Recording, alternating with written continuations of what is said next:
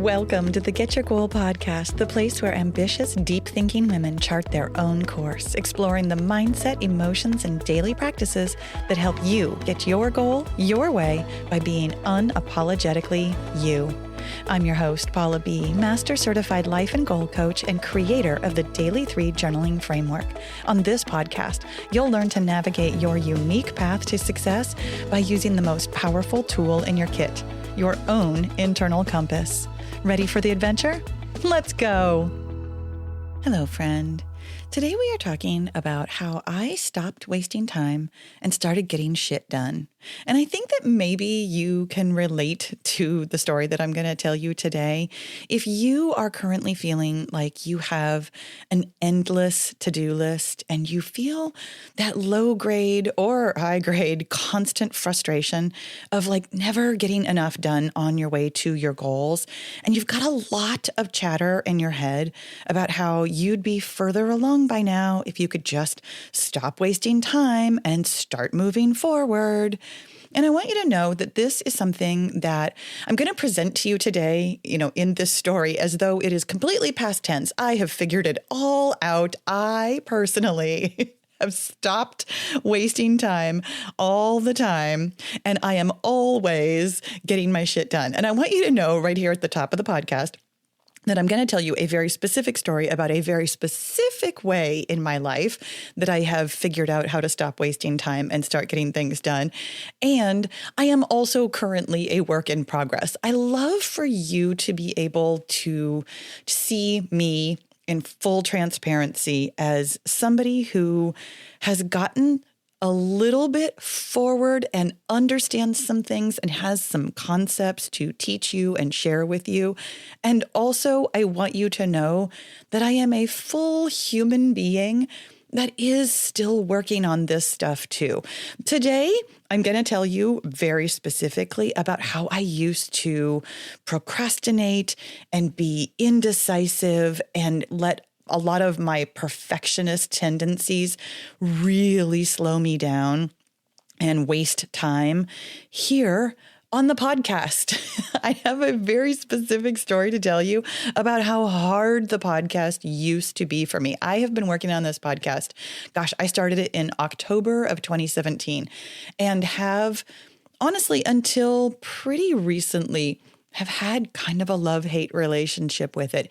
It has shown me all of the places in my own brain and in my life where things could feel very difficult for me, and also where I can have a ton of success with honestly just getting over myself. And that is the story that I'm going to be telling you today, about how I used to spend hours on my phone playing games instead of working. I used to feel very indecisive about what I wanted to do with the podcast and what I wanted to talk about with the podcast and what it should look like and how I wanted it to sound and how I wanted it to be. And also how, even though I didn't know what I wanted it to sound like, I simultaneously absolutely did and spent hours of my time with perfectionism and trying to make things just right. I used to waste a ton of time on the podcast, and now I get this shit done. My friend, it used to take me a minimum of 4 days. And honestly, even that isn't all inclusive, but it would take me a minimum of 4 days just to even produce the podcast and get it scheduled and or posted. And then there was also just a lot of chatter in my head afterwards about how I didn't really like it. It wasn't very good enough, that I wasn't really what I wanted, and that I didn't know what I was doing, and all of that nonsense afterwards also. But now it takes me about half a day. Now I have really figured out how to stop wasting the time that I used to waste. And I will tell you that over the years, I have tried several solutions that absolutely, positively did not work. And this is where I think the part of the story might actually feel very familiar to you, that you right now are probably trying to stop wasting time by finding some kind of like productivity hack or a time hack or habit stacking or to-do list or planners or calendars or all of the things that I have done over the years. And really, when I tell you that I've tried it all, I have done it all. I have done Trello boards. I've done Asana boards. I've done ClickUp boards and Basecamp, any kind of like digital planner or calendar or productivity app. I have used them. I have used all of them. I have done digital calendars. I've done desk calendars. I've done Gantt charts, habit tracker journaling, bullet journaling, time blocking. I've done the Pomodoro method like once. I tried it one time. I've done other versions of the Pomodoro method. I don't even remember what the specifics are. It was a long time ago. But I've done things where I would set some kind of a timer and then give myself a bit of a break and a reset and then get back to it with another timer. I have done co-working sessions where you like log on to a website where other people are also doing productive kind of work. I have hired not one, not two. In fact, I don't even know the exact number, but I have hired several productivity coaches, and none of them were really doing like mindset work. They really, truly just wanted to teach me their strategy. And none of these strategies have worked. For the reason that I talk about here on this podcast, the truth of it is that there's no such thing as a strategy that will work for you unless the strategy you happen to choose has your exact mindset blocks and your exact mindset superhighways. And for me personally, when it came to the podcast very specifically, I don't think I had any mindset superhighways. That's not true. I heard one as soon as that sentence was coming out of my mouth. I am very good at talking. I have never doubted that. That has not always been a mindset superhighway for me. When I was young, I used to get in trouble for talking a lot. And I mean, if you met me back when I used to do YouTube workout videos, I have had a lot of feedback over the years that I talk, quote unquote, too much. But honestly, even with all that feedback, I've always known that I was a talker. I've always known that a podcast is an excellent vehicle for somebody like me. I remember having a conversation with my accountant. Oh my gosh, years and years ago. He's an accountant. I mean, right there in the sentence, he's not really quiet. He's actually really personable, fun to talk to, but he likes to do accounting. Like he chose that profession because he is well suited for it. And I remember talking to him about my business and like where I make money and what I do. And I was telling him I have a podcast, and he just looked at me and he's like, "You just talk for like 30 minutes?" And I was like, yeah, me and my enthusiasm, like, it's really easy to talk for 30 minutes. No big deal. And he goes, "That is literally my worst nightmare." So thank goodness he does not have a podcast, but I do. But other than I'm great at talking, honestly, every other part of it used to feel so hard, like so hard. And there was absolutely no strategy for planning my content or producing the content or publishing the content. There was nothing about the productivity part of it that a strategy was ever going to overcome, because I was judging myself constantly. This, my friend, is the underlying reason why none of the to-do lists and the apps and the calendars and the charts and the coaching and the methods and the everything, it's why none of those have worked for you in the past, is simply, and I say this with love, that you are judging yourself. I was judging myself constantly. And you might even think to yourself, okay, but also I kind of have to, because you've been socialized to believe that being hard on yourself is the best way to get results, that doubling down with self-discipline and willpower and making yourself get to work, that really is the answer. But I'm telling you that very subtly, it is the problem and not the solution. Here on the podcast, what I have found, not during the podcast, but while understanding and unraveling and untangling and working through all of the issues that I had with the podcast, I've come to understand that judgment has a lot of faces, that sometimes it shows up like as actual criticism of yourself, and sometimes it shows up in different ways. For me personally, it showed up before the podcast as indecisiveness. I would tell myself that I didn't know what to say. I didn't know how to say it, that nobody really wanted to listen to what I had to say anyway. Even though I was perfectly happy to talk, I was very unsure of my audience. In fact, that nobody wants to hear this is something that I still butt up against once in a while. That one very specifically is still a little bit of a work in progress for me. I used to tell myself that I was all over the place when I would ramble on, and it would take me days to come up with any kind of content ideas. Like the ideation process used to take me so very long. I would spend time scrolling through other people's podcasts to see like what they were talking about and how they were talking about it. I would listen to other podcasts that would talk about like productivity and how to do things. I would listen to a lot of marketing podcasts and watched a lot of marketing YouTube and read marketing books talking about messaging and how to get clear and how to create ideas, how to talk about things. And all of it just felt hard. In order to ideate one podcast, I would think of and reject, I don't want to exaggerate here, I'm going to say dozens, and sometimes that was true, and sometimes it would only take me a couple of ideas before I would really hone in on the idea that I actually wanted. But it would take me a long time. It was a waste of time because I was judging myself.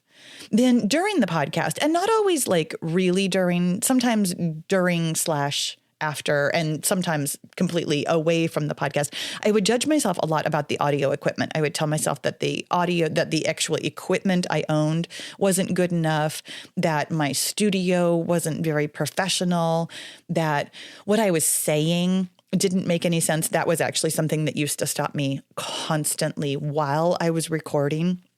I would get lost in what I was saying and have to like stop and either gather my wits about me or just fully stop and start all the way over. I would tell myself that I wasn't prepared enough because, to be fair, I didn't used to prepare. I used to distract myself by either not having notes or having notes that were like difficult to read.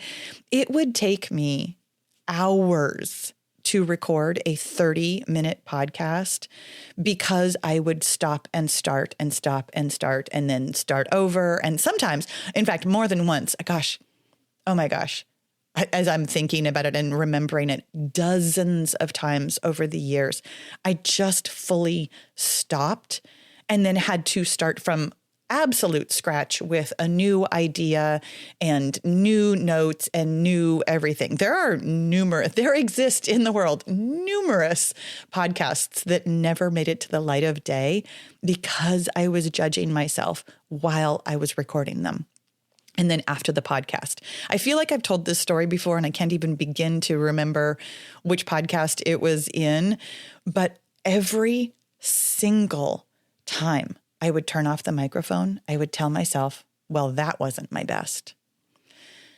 I used to say that actually to myself after every single workout video, after every single social media post, after every single everything. That wasn't my best sentence was a constant companion in my life. It was what I told myself about everything, truly everything.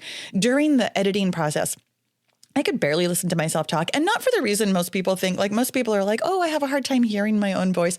I got over that one a very long time ago.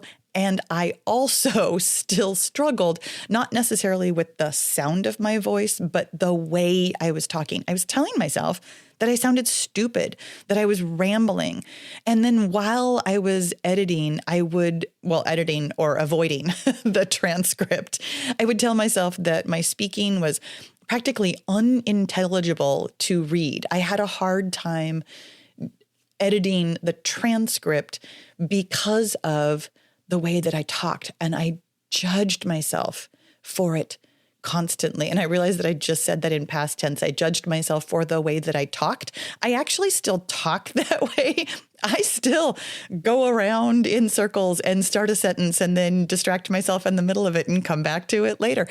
It is still, technically speaking, I'm going to use air quotes, hard to edit the transcript. It's like, is that a dash or an ellipses?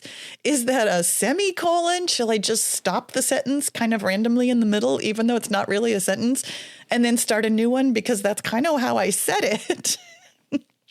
Technically speaking, I do not speak in perfect grammar. And also, I don't judge myself for it anymore. I used to agonize over the show notes. In fact, I know I've talked about that on the podcast before too.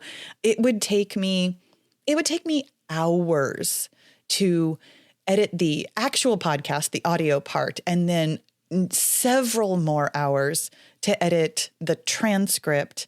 And then it would take me more hours after that to write the show notes. It would take me like a minimum of another hour just to squeak out a handful of sentences. The amount of time, like literal physical time, that it used to take me to do the podcast kind of feels astounding to me now because of all the work that I've done, that I was able to move through some of it, and it got a little bit faster and a little bit faster and a little bit faster over time, to the point where now I literally woke up this morning, thought to myself, hey, I'd like to record a podcast today, created the idea for it, created the title, wrote out all of the notes. I am not done with it yet, but I strongly suspect that I will finish this in one sitting because I can't remember the last time. That's not true. Oh my gosh, I just did that thing where I started a podcast and then stopped it. Oh, when was that? That was within the last 6 months. And I'll tell you why. It was because I had a lot of these old like mindset blocks come up. I had not prepared notes beforehand. I was trying to rush through it, trying to stop wasting time and just get shit done. And I did not go through my process, which I'm going to describe to you here in just a couple minutes. I did not go through my process that I happen to know for sure creates a seamless podcast experience for me, where it feels easy from start to finish, where I don't dither, I don't procrastinate, and for the most part, I don't judge myself for what I'm doing, and it feels amazing to create this. Now, here's the thing. I tried to solve all of these problems in a variety of ways, most of which was looking outside of myself for some kind of practical solution. Like, this is what most of us do, honestly. Let me just tell you my story. I hired several, not just one, several different coaches and asked them for content calendars to help me ideate the concepts. I hired a podcast producer who would edit the audio for me instead of me having to do it for myself because I didn't want to listen to it. I hired an assistant, more than one assistant, to edit the transcript. I have used AI over the years to help me with content creation and show notes. Again, when I tell you that I have done it all, I have tried it all, I have looked outside of myself for all of the solutions, I promise you, over the course of the last very nearly 9 years, it's late June, and I've been podcasting since October of 2017, off and on. There was a very long hiatus there in, what was that, 2024? When I was not podcasting? I think it was like late 24, early 25, when I just kind of couldn't do it anymore. And that really is honestly a whole topic in and of itself about how this constant judgment, this procrastination and perfectionism and dithering with indecision, it is so out of alignment with yourself that it almost inevitably leads to burnout, to being incapable, even though of course you are capable, but being unable to create the thing that you want to create. And you know you're wasting time, and you know you want to get shit done. And the things that we all do basically just exacerbate the problem. We go looking for strategies. We go looking for more self-discipline. We go looking outside of ourselves. And I will tell you that the thing that actually fully changed my podcast process, my ability to stop wasting time and start getting things done, was threefold. I started asking myself what I actually wanted. I started letting go of the self-judgment, the constant self-judgment. And I started asking myself to see my success, my loves. The thing that worked for me is the thing that I offer you, the Daily 3 Journaling Framework. It's completely free. There's a masterclass that actually explains all about it, what it does, how it works, how it rewires your brain for success. And I tell you like how to do it. I'm making air quotes, even though you can't see me, in a very like prescriptive, okay, you spend 1 minute on this, you spend 3 minutes on this, and then you spend 1 minute on this. And it's not the how, it's not the strategy, as we're discussing here, that actually changes you. It is simply doing that work that changes you. When I started finally asking myself what I really wanted from the podcast, for the podcast, from myself to give to the podcast, I had never asked myself that question, just so we're very clear. I'd been podcasting for a minimum of whatever it would be, 7 of these 9 years, without ever really asking myself what I wanted to give and to get. I knew I, quote unquote, needed a podcast. Everybody has a podcast. You should have a podcast. Podcasting, that word is starting to lose meaning. But having a podcast is marketing. You market your business with a podcast. Like I knew what I, quote unquote, should be doing, but I had never really asked myself what that meant to me. When I asked myself that, and it was very recently, just so we're clear, when I asked myself what I wanted, all of a sudden, I became so clear on why I was doing this at all. And what I want, by the way, is to connect. I want to connect with you and have a conversation with you, even though it is terribly one-sided, me talking at you in this way. But I do get feedback and I do enjoy that interaction. I want to connect with you and let you know, hey, I've been there. I know what you are currently struggling with. I know exactly what it feels like to live in this space where you have this to-do list, you have these big ambitions, you have this goal or goals that you want, and you know that you're in your own way. Like you can sense that you are in your own way, but you also still simultaneously don't quite know how to get out of your own way. And that is where we can really connect, my friend. I am a work in progress and I have figured some of this out. I have created a framework that works for me that you can make work for you. It's why I have the masterclass so that you can really understand like how the pieces work together so that you can make it work for you. For me, over the years, I have taken it kind of piece by piece, and now I'm capable of sitting down every single day, doing the daily 3, journaling, understanding what I want, untangling what in the world I'm telling myself that's stopping me, all that judgment, and acknowledging my success. Here's how that showed up for me. I asked myself what I wanted, and I learned immediately inside my own brain that what I wanted was not what other marketers are talking about. Other marketers, people who want to tell you like how to run your business, how to market, they talk a lot about how to get people, how to get clients, how to get and make money. It feels very grabby to me. But when I think about what I want, how I want to feel while I'm podcasting, it's very generous. It's very giving. It's very hands open, connection, reaching out towards you in a way that doesn't feel grabby. It feels beautiful. That right there, understanding what I wanted, changed almost everything. It changed my ideation process. It changed how I think about creating the topics.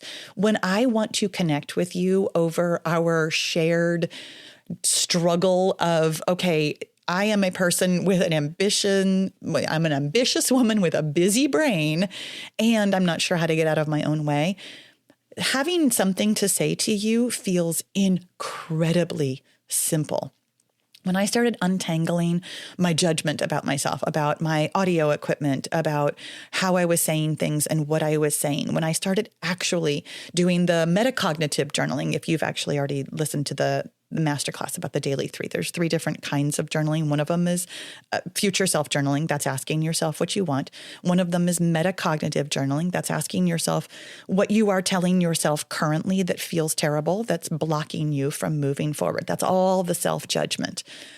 When I started untangling all of that, I actually found solutions to my quote unquote audio problems. I had been working on a lot of what I was telling myself about my audio and how I talk and how I say things. Over the years, I've purchased literally, I have a graveyard of microphones. I have over the years created my podcast in the living room surrounded by soft things, or in my minivan surrounded by not very soft things. I finally bought the podcast walls that kind of dampen the sound, or actually just help it bounce back a little bit softer than it used to. I have tried a lot of practical solutions, and I will tell you that when I was ready to hear it, I heard exactly what I needed to. I was speaking with a woman who is a member in my membership, and she and I were talking about audio. She's a musician, and she said something that literally changed my life. That there's no such thing as good audio. There's only the audio that you feel good about. And even now I have chills. like she said that at the exact right time in my mindset work where I could really hear that. I do not sit down and judge myself about the way the audio sounds anymore. And it became very clear to me exactly what I wanted it to sound like. Like, this is where future self and metacognitive actually come working together, where all of a sudden it was very easy for me to know what I wanted the podcast to sound like, because I had broken through all of the judgment that I had about what it sounded like. And then the final piece, the success journaling. That sentence that I used to tell myself at the end of everything that I ever created ever, that wasn't my best. That, my friends, was my automatic brain trying to shield me from feeling the feelings of my success. I will tell you that there has never been anything I've ever produced ever that didn't actually feel really powerful. And I used to really be afraid of that feeling. That buzz that I get while I'm talking, or while I was exercising and talking, or while I was creating some kind of social media piece while talking. Again, I've always had the mindset superhighway of I am good at talking. And I've also had an automatic brain that always wants to tell me that it's not good enough. That wasn't my best. And the thing that really, really changed everything for me was not saying that to myself anymore. And I will tell you that it wasn't as simple as just white knuckling it, not telling myself that anymore, but sitting with myself when I turn off the microphone and feeling the feeling of power and connection. When I am done with this podcast, I will sit in my lovely podcast studio with my professional microphone, and I will feel connected. I will feel powerful. I will feel the now more comfortable than they used to be, but still that edge of, oh my goodness, am I really doing this? Am I really creating what I want? This is actually me taking agency over my goal. All of that energy is something that I can feel in my body. I used to try and dispel it by telling myself that wasn't my best so that I didn't have to feel the feeling of my success. My love, the Daily 3 journaling framework helps you do this work so you can stop wasting time on dithering, not knowing what you want, procrastinating, and judging yourself constantly and avoiding the feeling of success when you do what you do.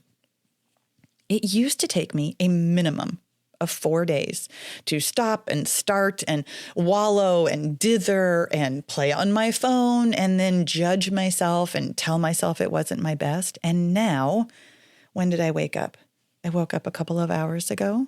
I've already ideated and prepped for this podcast, and now I'm wrapping it up. I'm just about to be done with my speaking. I'm going to edit.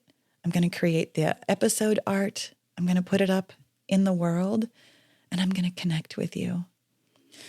This is how you can stop wasting time and start getting shit done, is by doing the Daily 3. I want to really lovingly inform you.